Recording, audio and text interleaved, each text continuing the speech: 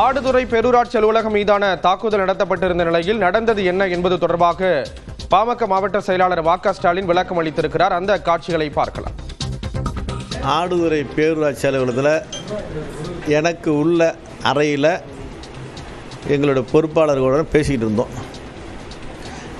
நாளைய தினம் பாட்டாளி மக்கள் கட்சியினுடைய நிறுவனரும் தலைவருமான குலதெய்வ மருத்துவர் ஐயா அவர்களுடைய மூத்த மகள், பாட்டாளி மக்கள் கட்சியினுடைய நிர்வாக குழு உறுப்பினர் காந்தி பரசுராமன் அவர்கள் நாளை கும்பகோணத்தில் மாணவர்களுக்கும் மாணவிகளுக்கும் பாராட்டு சான்றிதழ் நடைபெற ஒரு நிகழ்ச்சியில் பங்கெடுக்கிறாங்க. அது சம்பந்தமாக என்ன எப்படி செய்யணும் அப்படின்னு கலந்து பேசுறதுக்காக மயிலாடுதுறை ஐயப்பன் மண்டல பொறுப்பாளர் மற்றும் வன்னியர் சங்க பொறுப்பாளர், கட்சி பொறுப்பாளர் ஒரு 6-7 நபர்கிட்ட உட்காந்து என்னோடய அறையில் பேசிகிட்டு இருக்கும்போது திடீர்னு எங்கள் டிரைவர், கார் ஓட்டுநர் அருண் என்பவர் வந்து என் ரூம் வாசலில் உள்ள கேட்டை மறிச்சிக்கிட்டு சைகை காமிச்சிட்டு, அவரால் பேச முடியாது, சைகை காமிச்சிட்டு இருந்தார். அந்த நேரம் வந்து பட்டாருன்னு ஒரு சவுண்டு கேட்டுது. சவுண்டு கேட்ட உடனே ஏதோ அசம்பாவம் நடக்க போகுது அப்படின்னு பட்டுன்னு என்னங்க ஒரு உணர்வு சொன்னதுனால உடனே பாத்ரூமில் போயிட்டேன். ரூமில் உட்காந்தவங்க வாசலில் நின்றவங்களாம் தடுக்கிறாங்க. தடுத்த பாட்டாளி மக்கள் கட்சியினுடைய பொறுப்பாளர் கலம்புரம் இளையராஜா அவர்களை கையில் வெட்டிருக்கிறாங்க. அதுக்கப்புறம் அருணை வெட்டிருக்கிறாங்க. கூட உள்ள பொறுப்பாளர் விரட்டிருக்கிறாங்க. அதெல்லாம் அவங்களாம் உயிரை பணைய வைத்து நம்ம பாதுகாப்பு கூட தடுத்ததன் விளைவாக நான் இந்த நேரத்தை உங்கள்கிட்ட பேட்டி கொடுத்துட்ருக்குறேன். ஏன்னா கண் இமைக்கக்கூடிய நேரத்தில் எல்லாம் நடந்துருச்சு. வெடிகுண்டு இப்படியெல்லாம் வீசியிருக்கிறாங்க.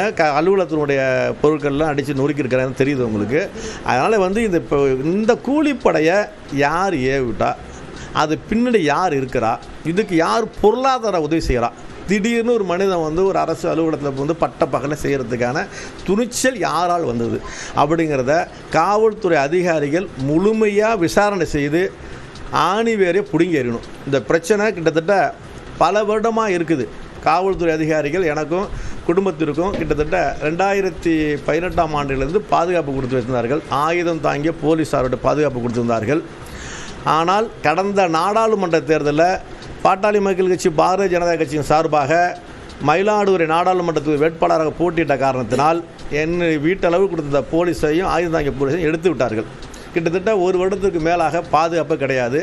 பாதுகாப்பு வேண்டும்னு சொல்லி எனக்கு அச்சுறுத்தல் இருக்குது, மிரட்டல் இருக்குங்கிறதெல்லாம் ஆதாரத்தோடு கொண்டு போய் காவல்துறையில் தஞ்சை மாவட்ட காவல்துறையினுடைய அதிகாரிகளோட மனு கொடுத்துருந்தோம்.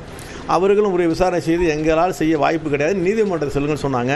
நீதிமன்றத்தில் போய் சொல்லி நாங்கள் முறையிட்டு கேட்கும்போது அது அனுமதி கிடைக்கல. அது அப்படியே இருந்துகிட்ருக்குறோம். இவ்வளோதான். இந்த நேரத்தில் ஏற்பட்ட பிரச்சனைக்கு முற்றுப்புள்ளி வைக்க இந்த பிரச்சனை தொடரக்கூடாது. யாரால் எங்கிறது முழுமையாக விசாரணை செய்வது அதிகாரியுடைய வேலை. இது யாராக இருந்தாலும் சரிங்க.